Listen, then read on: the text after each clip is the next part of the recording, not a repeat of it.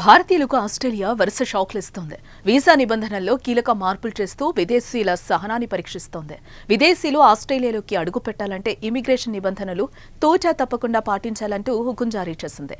దీంతో ఆస్ట్రేలియా వెళ్లాలనుకుంటున్న విదేశీ విద్యార్థులు, టూరిస్టులు, డిపెండెంట్లు సైతం ఆందోళన చెందుతున్నారు.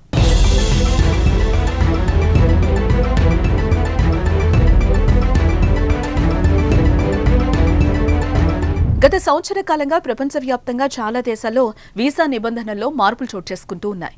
అందులోనూ స్టూడెంట్ వీసాలు, పేరెంట్ లేదా డిపెండెంట్ వీసాలపై ఎక్కువ ఆంక్షలు విధిస్తున్న పరిస్థితి. ఈ నిబంధనలు ఇప్పుడు భారతీయ విద్యార్థులకు శాపంగా మారే అవకాశం ఉంది. అంతేకాదు, భారత్ పేరెంట్స్ కు సైతం ఈ నిబంధనలు తలనొప్పిగా మారాయి. దీంతో ఆస్ట్రేలియాలో ఉన్న వివిధ యూనివర్సిటీల ఎంపికను కొత్త వీసా నిబంధనలు ప్రభావితం చేస్తున్నాయి.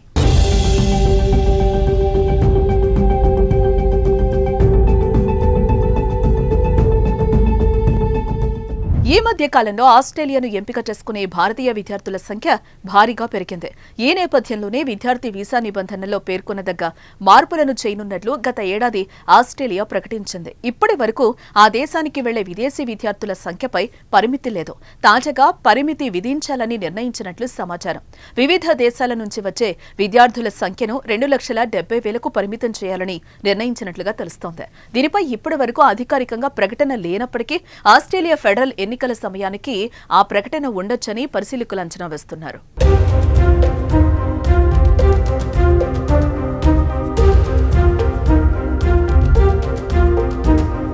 అంతేకాదు, ఆస్ట్రేలియా పేరెంట్ వీసాలకు రోజురోజుకు డిమాండ్ కూడా పెరుగుతోంది. దీంతో పాటు దాని నిరీక్షణ సమయం కూడా అనూహ్యంగా పెరిగిపోయింది.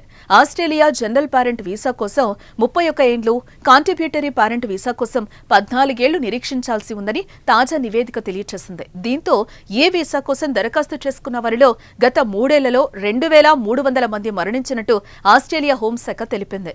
ఆస్ట్రేలియా పేరెంట్ వీసాలకు డిమాండ్ బాగా పెరగడంతో దీని సంఖ్యను ఏడాదికి 4,500 నుంచి 8,500కు పెంచారు.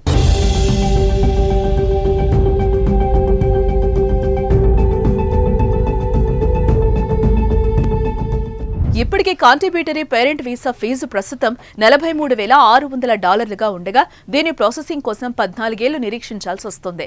అదే సాధారణ పేరెంట్ వీసా ఫీజు $7,000. కానీ వెయిటింగ్ టైం మాత్రం ఫీజుకు సంబంధం లేకుండా ఏళ్ల తరబడి వేచి చూడాల్సిన పరిస్థితి నెలకొంది.